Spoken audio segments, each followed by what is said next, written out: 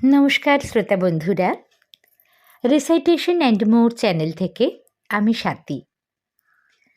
আজ আবার একটি নতুন গল্প নিয়ে এলাম। আজকের গল্প সমরেশ মজুমদারের প্রতিপালন। কি আশ্চর্য, তোমার ওই মিডল ক্লাস মানসিকতা এখনও গেল না। স্বপ্না নিজের নির্লোম পায়ে ক্রিম বোলাতে বোলাতে ঝাঁঝিয়ে উঠল। নবকুমার ভিসিআর বন্ধ করে বলল, তুমি বুঝতে পারছো না, simply we can't afford it right now. তাছাড়া অ্যাম্বাসাডারটা তো কোনো ট্রাভেল দিচ্ছে না। তোমাদের শ্যামবাজারের বাড়িতে তো জায়গা ছিল, তাহলে সানি পার্কে উঠে এলে কেন? তোমার কোন পূর্বপুরুষ colour TV, VCR, fridge, carpet ব্যবহার করেছেন? নবু, আজকের যুগে যে মিনিমাম নিড না মেটালে নয়, তার বাইরে আমরা যাচ্ছি না। স্বপ্না উঠে দাঁড়ালো। তার ধপধপে সাদা নাইটির প্রান্ত হাঁটুর সামান্য নিচে সংকুচিত হওয়ায় পায়ের গোছ হাঁসের ডিমের আদল আসছিল। সেদিকে তাকিয়ে নবকুমার তারিফ করল। তার বউটি যাকে বলে সত্যিকারের সুন্দরী। অবশ্য তাদের পরিবারের মেয়েরা দেখতে খারাপ নয়, কিন্তু বাঙালি মেয়েরা এত শরীর ঢেকে ঢুকে রাখতে ভালোবাসে যে তাদের সৌন্দর্যটাই মাঠে মারা যায়। স্বপ্নার শরীরে হাঁটলেই ছন্দ আসে। কে বলবে 33-এ পড়ল, 63-র আগে টসকাবার কোনো চান্সই নেবে না। ঘর থেকে বেরিয়ে যাচ্ছে বলে নবকুমার তড়িঘড়ি বলল, ডার্লিং, ইউ নো, প্রায় 4,000 মতো বেরিয়ে যাচ্ছে প্রতি মাসে ধার শোধ করতে। এই ফ্ল্যাটের টাকা শোধ করার পর মারুতি কিনলে হতো না? তুমি একটু ড্যাশি হও তো নবু। ওই বুড়ি অ্যাম্বাসাডার নিয়ে ক্লাবে যেতে আমি লজ্জায় মরে যাই। মিসেস মিত্তি ঠাট্টা করছিলেন সবার সামনে, এটাকে বিক্রি করে আর 1,050 লাগবে। ওয়েল, তুমি যদি না পারো। না না, তা বলছি না, কিন্তু নবু, ধরো আমি যদি চাকরি না করতাম, ধরো আমার গোটা 3 বাচ্চা থাকতো, তাহলে তুমি কি করতে? ওই শ্যামবাজারের বারোয়ারি বাড়ির এক ঘরের অন্ধকূপে বাকি জীবন কাটাতে বলতে তো? স্বপ্না এগিয়ে এলো নবকুমারের কাছে, একটা আঙুল নবকুমারের চিবুকে রেখে বলল, আমরা একটু আরাম করে বাঁচতে চাই, চাই না? একটা থার্ড ইনকামের ধান্দা লাগাও না। তোমার কলি গুপ্তাকে দেখেও শিখলে না? গুপ্তা তো লেফট অ্যান্ড রাইট ঘুষ নেয়। এটাও একটা মিডল ক্লাস সেন্টিমেন্ট। যাক, এখন তৈরি হয়ে নাও, 8 ঘন্টার মধ্যেই বেরো হব। তুমি কি এজেন্সির সঙ্গে কথা বলেছ? তাহলে বলে ফেলো। স্বপ্না চলে গেল ঘর ছেড়ে। সেই যাওয়া মন ভরে দেখল নবকুমার। তার 8 বছরের বিবাহিতা স্ত্রী, অথচ প্রতিদিন নতুন দেখছে বলে মনে হয়। এজেন্সিতে ফোন করল নবকুমার। মেডিকেল চেক আপ হয়েছে এ মাসে? মিস্টার সেন বললেন, কোনো প্রবলেম নেই স্যার, ডক্টর খাসনবিশ 4 সপ্তাহ অন্তর অন্তর দেখছেন। একটু আন্ডারওয়েট, এখনও তো সময় রয়েছে। নবকুমার বললেন, বড্ড অভাবী পরিবার থেকে সিলেক্ট করছেন আপনি। গতবার যখন গিয়েছিলাম তখন রোগা লিকলিকে বাচ্চাগুলোকে দেখে স্বপ্নার শরীর খারাপ হয়ে গিয়েছিল। শরীরের জন্য একদিন অফিসে অ্যাবসেন্ট হওয়ায়ও এখন অ্যাফোর্ড করা যাচ্ছে না। মিস্টার সেন দুঃখিত গলায় বললেন, হ্যাঁ, খুব দুঃখিত স্যার, তবে এখনও তো সব শ্রেণীর মানুষ যথেষ্ট আধুনিক হয়নি। তবে বছর 10-এর মধ্যে আমরা আরও একটু সচ্ছল পরিবার পাবো বলে আশা করছি। মাই গড, নবকুমার চমকে উঠল। তখন আমার কোনো প্রয়োজন থাকবে না। আচ্ছা, ডাক্তার খাসনবিশের সঙ্গে আমাদের দেখা করার কোনো প্রয়োজন আছে? না না স্যার, ওসব আমাদের উপর ছেড়ে দিন। আপনাদেরটা নিয়ে এটা আমাদের 138টা কেস, প্রতিটি successful. Thank you, thank you. Receiver নামিয়ে রেখে রুমালে মুখ মুছতে গিয়ে চমকে উঠল নবকুমার। ওপাশে দরজা থেকে রেড জিন্স আর হলুদ শার্ট পরে বেরিয়ে এলো স্বপ্না। 2 লাফে দূরত্ব ঘুচিয়ে হাত বাড়ালো নবকুমার। অফ, ভেনাস কোথায় লাগে! স্বপ্নার ভুরু বেঁকে গেল আরও। যত সেকেলে উপমা। ন, তুমি এখন আমাকে ছোবে না, ফ্রেশনেসটা মেজাজে রাখতে চাই। বুড়ি অ্যাম্বাসাডারটাকে গলির মুখে রেখে নবকুমার আবার বললে, ডার্লিং, তুমি এবার না হয় গাড়িতেই অপেক্ষা করো, আমি ওকে ডেকে আনছি বরং। ভারী ব্যাগটা নবকুমারের হাতে ধরিয়ে দিয়ে স্বপ্না হাঁটতে লাগলো কথার জবাব না দিয়ে। বাধ্য হয়ে সমতা রাখতে পা চালাতে হলো। প্রায় বস্তি টাইপের এই গলির মানুষগুলো প্রতিবারের মতো এবারও স্বপ্নাকে যেন গিলে খাচ্ছে। এই নিয়ে 3 বার হলো এখানে। এই মানুষগুলো কি আন্দাজ করছে তা তারাই জানে। মিস্টার সেন যখন প্রথমে এখানে নিয়ে এসেছিলেন তখন বলেছিলেন 5 পাবলিককে নিয়ে কখনো চিন্তা করবেন না। 4-4টে উদম আধা উদম শিশু বারান্দায় শুয়ে বসেছিল। ওদের দেখা মাত্র চিৎকার করে প্রায় নাচতে নাচতে লাগলো, এসেছে এসেছে এসেছে। নবকুমার স্বপ্নার দিকে তাকালো। স্বপ্নার নাকে ততক্ষণে রুমাল উঠে গেছে। বড় বাচ্চাটা ততক্ষণে নবকুমারের ব্যাগ আঁকড়ে ধরতে চাইছে। কি এনেছে গো, দাও না গো, বড্ড খিদে লেগেছে। নবকুমার ব্যাগটাকে সরিয়ে নিয়ে বলল, তোদের মা কোথায়, ডাক তাকে। সেই সময় ভেতরের দরজায় নারী এসে দাঁড়ালো। ওদের দেখল, তারপর নিচু গলায় ডাকলো, আসুন। আশেপাশের কৌতূহলী দৃষ্টি এড়িয়ে ওরা ভেতরে গেল। ঘুপচি ঘর, গত মাসে একটা টেবিল ফ্যানের ব্যবস্থা এজেন্সিকে বলে করিয়ে দেওয়ায় তবু একটু স্বস্তি। একটা ছোট বেঞ্চি সামনে এগিয়ে দিতে ওরা দুটিতে পাশাপাশি বসল। স্বপ্না লক্ষ্য করল নারীর কণ্ঠার হাড় বড্ড বেশি প্রকট। নবকুমারের চোখে পড়ল নারীর মধ্যভাগ স্ফীততর। স্বপ্না জিজ্ঞাসা করল, ঠিকমতো খাওয়া দাওয়া করছো নাকি বাচ্চাদেরই খাওয়াচ্ছ? নারী উত্তর দিল না, মাথা নিচু করল। স্বপ্না ঝাঁঝিয়ে উঠল, এরকম করলে তো চলবে না। তোমার জন্য আমাদের রাতের ঘুম চলে যাচ্ছে। ডাক্তার বলেছেন তোমার শরীরে রক্ত নেই। রক্ত হবার জন্য এত সব কিনে দিচ্ছি, প্রতি মাসে 500 করে মাইনে দিচ্ছি, আর তোমার কি কোনো কর্তব্য নেই? নারী বলল, মাঝে মাঝে খাই, আসলে ওরা সামনে থাকলে। স্বপ্না ঠোঁট বেঁকালো। তারপর নবকুমারকে বলল, দেখেছো কি চেহারা হয়েছে, চোখের তলায় কালি, হাতগুলো সরু সরু। এজেন্সিকে বলো না ওকে এখান থেকে অন্য কোথাও নিয়ে যেতে, অন্তত এই কয় মাস। এই সময় একটা শুঁটকো লোক বিড়ি টানতে টানতে দরজায় এসে দাঁড়াতেই নারী তার ঘুমটা আরও বাড়িয়ে দিল। লোকটা হাত জোর করে বলল, ওহো নমস্কার, কি ভাগ্যি, দিন দিন ওগুলো আমায় দিন। নবকুমারের হাত থেকে ব্যাগটা সরিয়ে নিল সে। নবকুমার জিজ্ঞাসা করল, এজেন্সি আপনাদের ঠিকমতো টাকা দিচ্ছে তো? তা দিচ্ছে, কিন্তু তাতে চলে না, রেট বড্ড কম। ওই যে আমার 4 মেয়ে দেখছেন, ভালো করে খাবার দিতে পারি না ওদের মুখে। তবে আমি তো দেখছি আমার 4 মেয়ে হবার সময় ওর চেহারা এত খোলতাই হয়নি।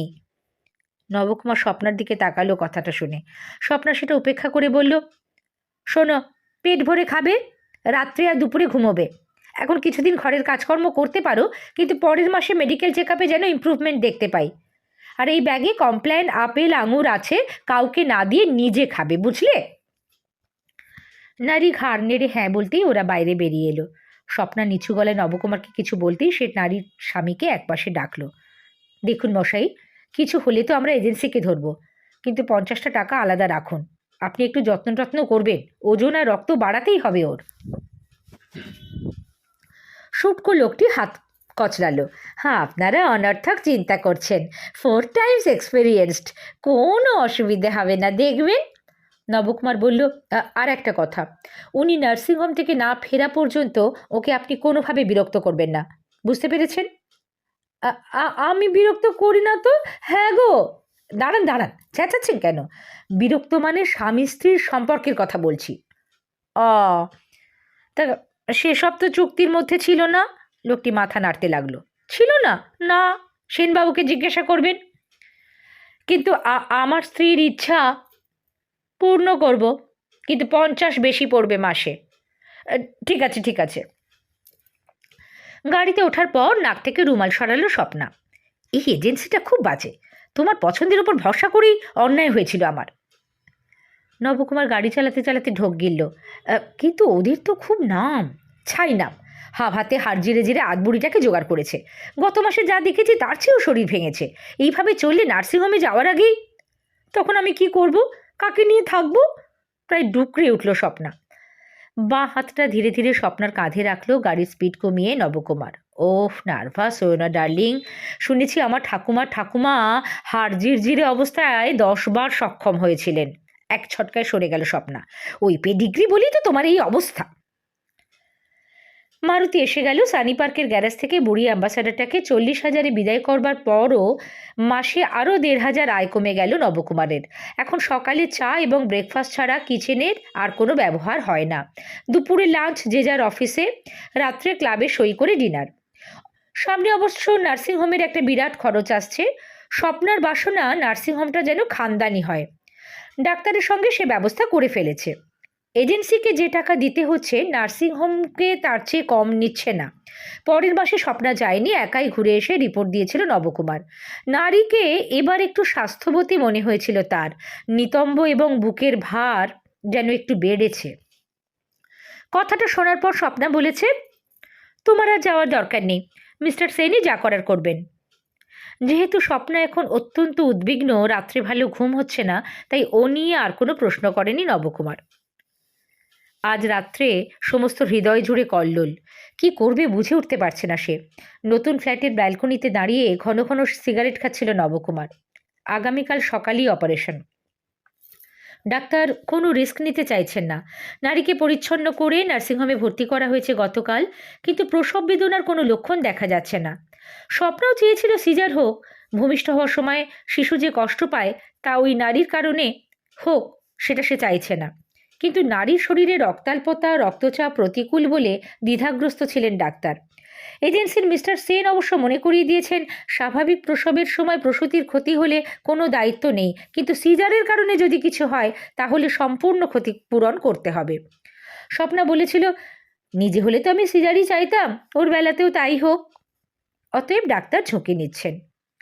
নবকুমার মাটিতে দাঁড়িয়ে আকাশের দিকে তাকালো। আকাশ তারায় তারায় জমজমাট। কে যেন বলেছিল, পূর্বপুরুষেরা উত্তরাধিকারী জন্মের আগে তারার মতো চেয়ে থাকেন। নবকুমার আকাশের দিকে তাকিয়ে হাসল। আগামীকাল আমরা বাবা মা হচ্ছি। আর সেই সময় ভেতর থেকে স্বপ্নার গলা ভেসে এলো, নবু। স্বপ্নার হাতে টেলিফোন। তার পরনে দুধ রঙা স্বচ্ছ নাইটি। শরীরে সামান্য মেদেরও জায়গা হয়নি, খাপখোলা তলোয়ারের মতো ঝকঝকে, আকর্ষণীয়। স্ত্রীর পাশে এসে দাঁড়াতেই টেলিফোনে হাত চাপা পড়ল। হরিবল, আমার পক্ষে বোঝানো অসম্ভব, তুমি বোঝাও। কে? তোমার মা। আমাদের বাচ্চা হবে খবরটা দেওয়া দরকার, আফটার অল উনি ঠাকুমা। রিসিভারটা রেখে পাশের কটে গড়িয়ে পড়ল স্বপ্না। লোভ সামলাতে পারল না নবকুমার। একটা হাত আলতো করে স্বপ্নার কোমরের চৌহদ্দিতে ঘুরিয়ে নিয়ে পেটের উপর রাখল। হ্যাঁ, এটুকু করতে দিতে ওর আপত্তি হয় না। কে বলছো মা? রিসিভার তুলে প্রশ্ন করল নবকুমার। হ্যাঁ হ্যাঁ, ঠিকই শুনেছ, ডাক্তার প্রেডিক্ট করেছেন তোমার নাতি হবে। না না, তোমার বৌমা ক্যারি করছে না। দেখো, ক্যারি করাটা বড় কথা নয়, আমার আর তোমার বৌমা রক্ত নিয়ে ও আসছে, এটাই বড় কথা। তুমি আশীর্বাদ করছো তো? নবকুমার উত্তরটা শোনার জন্য অপেক্ষা করলো। না না, এটা পছন্দ অপছন্দের প্রশ্ন নয়। তোমার বৌমার পক্ষে ক্যারি করা ফিজিক্যালি এবং ইকোনমিক্যালি অসম্ভব। বাস্তবকে অস্বীকার করে লাভ কি বলো? বাচ্চা ক্যারি করলে ওর শরীরের কমপ্লিকেশন বেড়ে যাবে। She will lose her figure. আর অন্তত মাস ছয়েক ওকে বাড়িতে বসে থাকতে হবে, সেটাও অসম্ভব। হ্যাঁ, মারুতি কিনেছি আমরা। কি বললে? না না, ডাক্তার এবং এজেন্সি প্রতি মুহূর্তে নজর রাখছে। আমার স্পার্ম ওর ওভাম থেকেই শিশু আসছে, এ ব্যাপারে ক্যারিয়ারের কোনো ভূমিকা নেই। জাস্ট ওর ওভারিতে প্লেস করে দেওয়া হয়েছে। After all we are paying for it. মা, মা, মা। যাক চলে, লাইনটা কেটে গেল। নবকুমার স্বপ্নার দিকে তাকালো। স্বপ্না চোখ বন্ধ করে বলল, this old people are really crazy. আধুনিক ব্যাপারগুলো ওদের মাথায় কবে ঢুকবে কে জানে। দারুণ সেজেছে আজ স্বপ্না। নার্সিংহোম থেকে সোজা অফিসে চলে যাবে। নবকুমারের মনে পড়ল, ছেলেবেলায় মা বিয়ে বাড়িতে যাওয়ার সময়ও এত সুন্দর সাজতে জানতেন না। ডাক্তার খাসনবিশ ওদের দেখা মাত্র অগ্রিম অভিনন্দন জানালেন। যা ভয় পেয়েছিলাম তা নয়, অপারেশন আটকাবে না, মিনিট 40 অপেক্ষা করুন। স্বপ্না বলল, একটু তাড়াতাড়ি হলে ভালো হয়, 11:30টায় একটা কনফারেন্স আছে। এজেন্সির মালিক মিস্টার সেন এসে গেছেন। খুব তো চিন্তা করছিলেন। আরে আমার পছন্দ খারাপ নয়, 4-4টে বাচ্চার মা, এসব ধকল কিছুই নয়। ওরা নারীর সঙ্গে দেখা করতে গেল। একদিন নার্সিংহোমে তোয়াজ খেয়েই যেন চেহারা পাল্টে গেছে। পেট এখন পরিপূর্ণ। মিনমিনিয়ে বলল, আমার তো এমনিতেই হয় কর্পোরেশনের হাসপাতালে, পেট কাটবে কেন? স্বপ্না বলল, কোনো অসুবিধে হবে না তোমার, একদম ফিট হলে তবেই বাড়ি যাবে। নারী চোখ বন্ধ করল। এবার বড্ড জ্বালাচ্ছে। স্বপ্না চমকে জিজ্ঞেস করলো, জ্বালাচ্ছে মানে? কে জ্বালাচ্ছে? নারী পেটে হাত রাখল। এইটে, কাল সারা রাত লাথি মেরেছে। স্বপ্না হাসল। তা তো মারবেই, ফরেন ল্যান্ডে কে বেশি দিন থাকতে চায় বলো? তুমি সকালে দুধ টুধ এসব খেয়েছো তো? ডাক্তার খাসনবিশ বললেন, ওসব চিন্তা করবে না, ভিআইপি ট্রিটমেন্ট পাচ্ছে।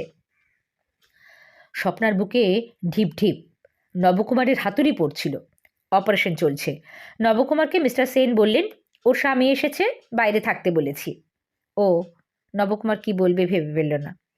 আজই বাকি পেমেন্ট করে আপনাকে বিল পাঠিয়ে দেব। এই সময় ডাক্তার বেরিয়ে এলেন। কনগ্রাচুলেশনস, আপনাদের পুত্র হয়েছে। স্বপ্না সব ভুলে নবকুমারকে জড়িয়ে ধরল। নবকুমারের মনে হলো এত আরাম সে কখনো পায়নি।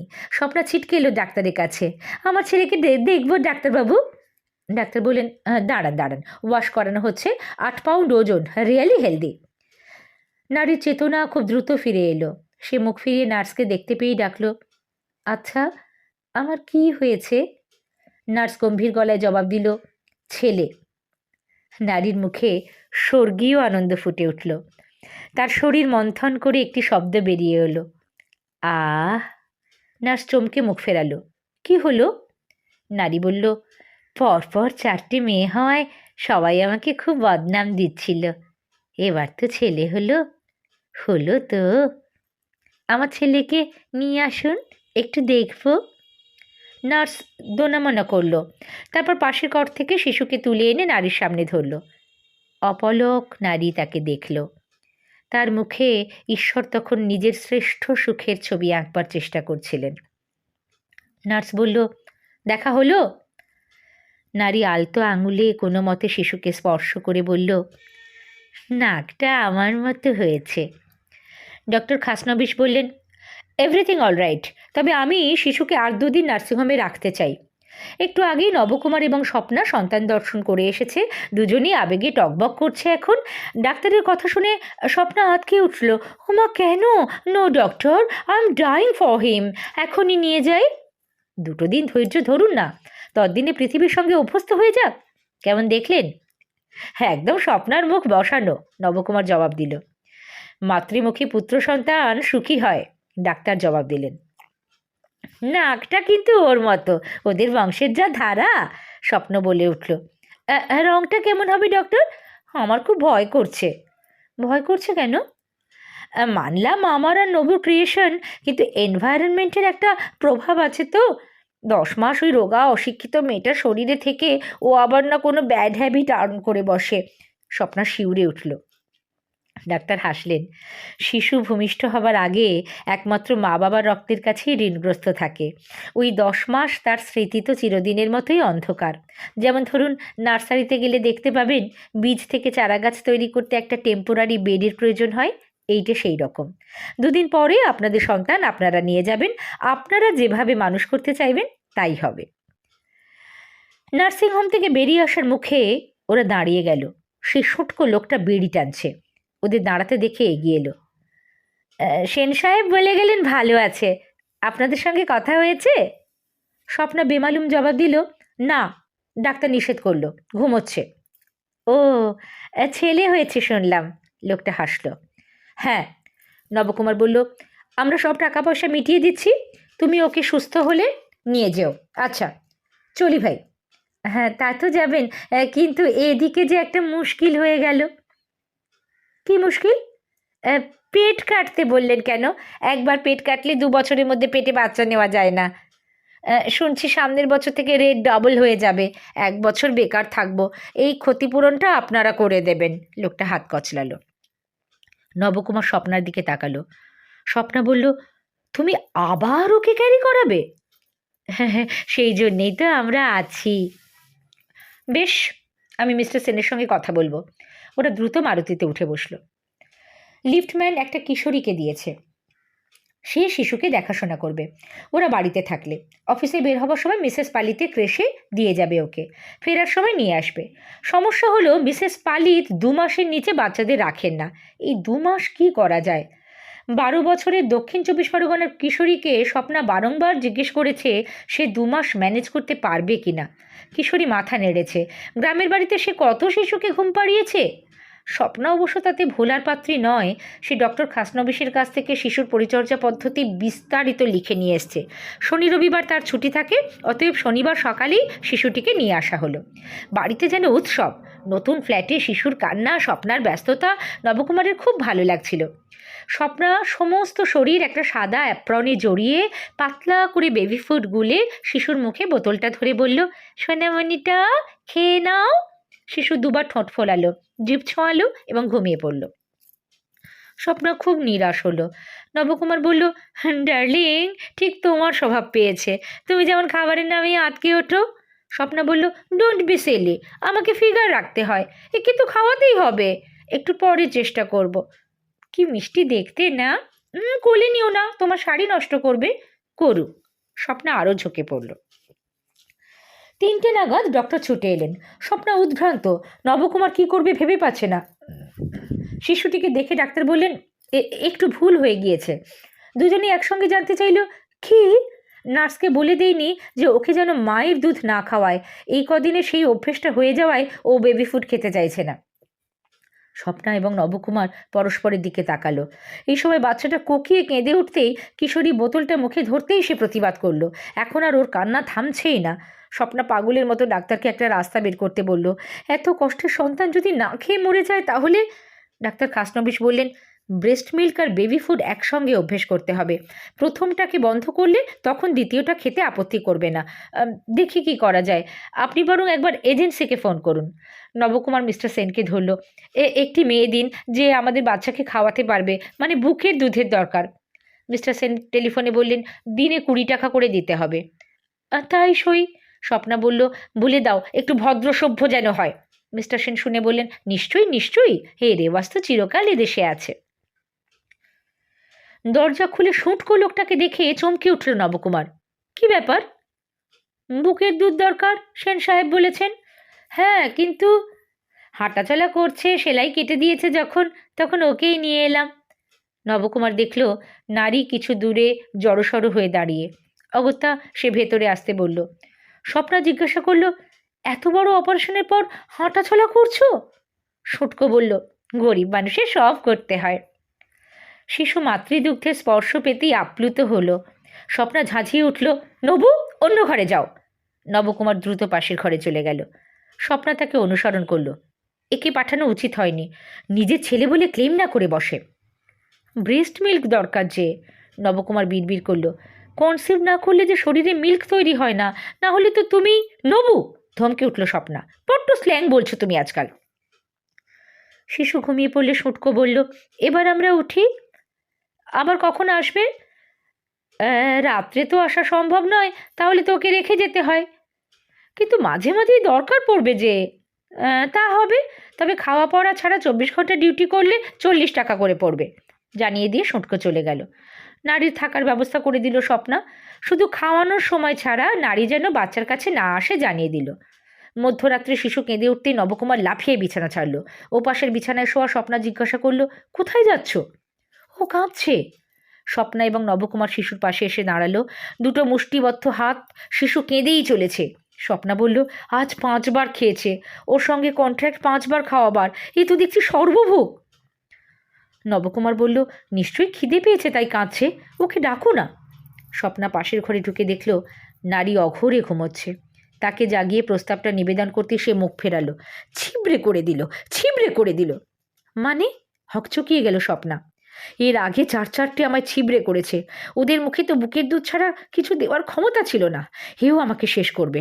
কিন্তু আমার তো দিনে 5 বারের কোটা পূর্ণ হয়ে গেছে আজ। নারী পাশ ফিরে শুলো। কিন্তু ও যে কাঁদছে। আটকে উঠল স্বপ্না। কাঁদুক। নারী আবার ঘুমিয়ে পড়ল। শুনছিলেন সমরেশ মজুমদারের গল্প প্রতিপালন। কেমন লাগলো অবশ্যই কমেন্ট করে জানাবেন। আর যদি ভালো লাগে এরকম নতুন নতুন গল্পের স্বাদ পেতে আমার এই চ্যানেলটি সাবস্ক্রাইব করে রাখবেন। সবাই খুব ভালো থাকবেন। নমস্কার।